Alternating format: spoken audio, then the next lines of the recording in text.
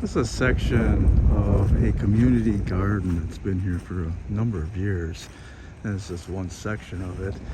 And there's quite a few different species in here. It's been hodgepodge to a certain point, but there are probably 30 species in this section right here, if not 40. And then on the other side along that ridge line, another 40 or so. So quite a few representations of native species in here.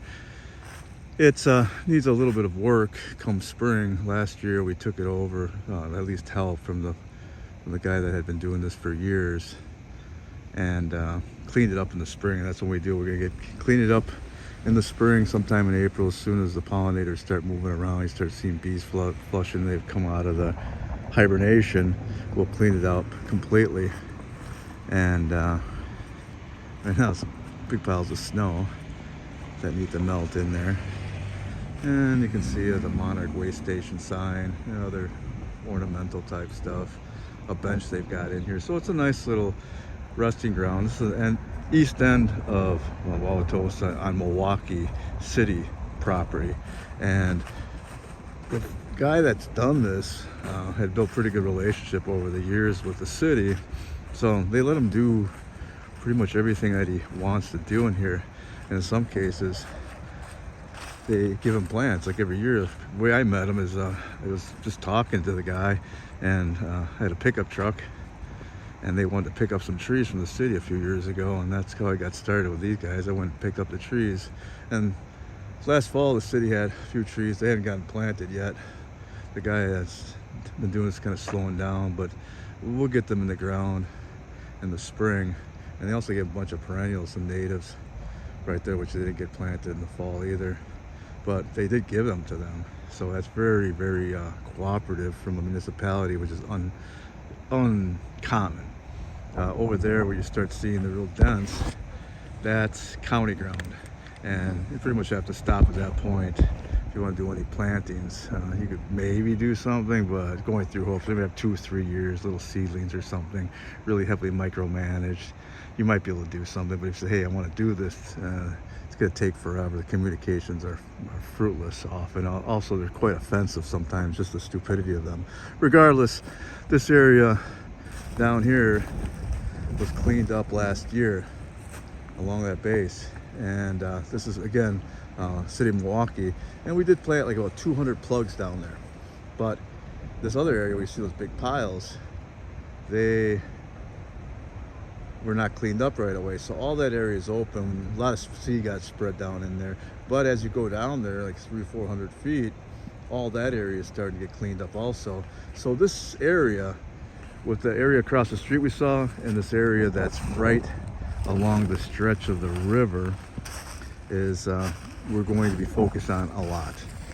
This area just needs a little bit of attention to be able to get it really, really impressively planted with a number of species and diversity. Seed source too also, if we can use it somewhere else, but at least we'll have it here.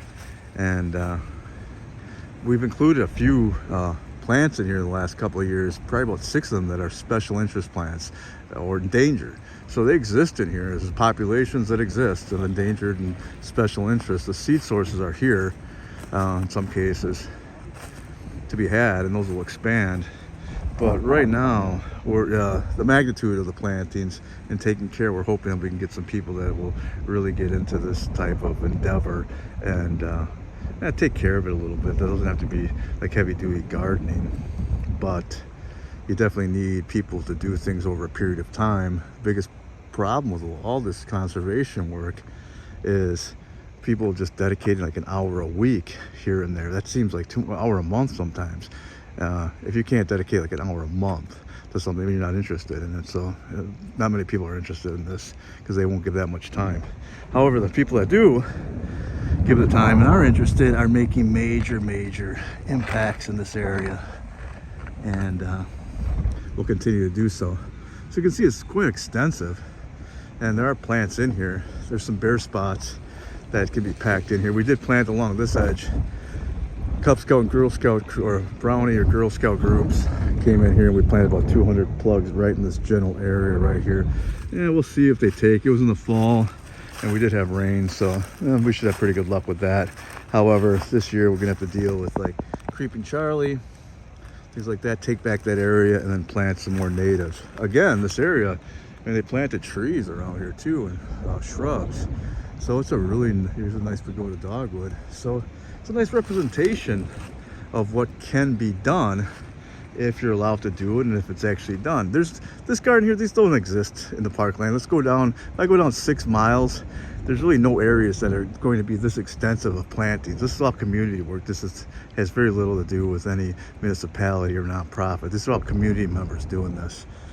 So as I said, you go down the road here and along the river for 4 or 5 miles, I don't think there's anything this dense with this many plants and variety of species anywhere along the area. It's not that it couldn't happen, it just doesn't happen. So it's really kind of a shame, particularly for ecological reasons. But again, it comes down to are people really interested in this stuff, or they just want to talk about it? So anybody that's really interested is like should feel free to contact us and participate as you can. I mean, there's no obligations. We're all volunteers in this type of endeavor. No obligations, no expectations. But if you really can't do it more than once a month for an hour, you probably shouldn't just even consider contacting anybody. It doesn't really do much. Little feel-good things, but the progress doesn't get made in those aspects. And as I said, the guy's got a lot of pagoda dogwood in here.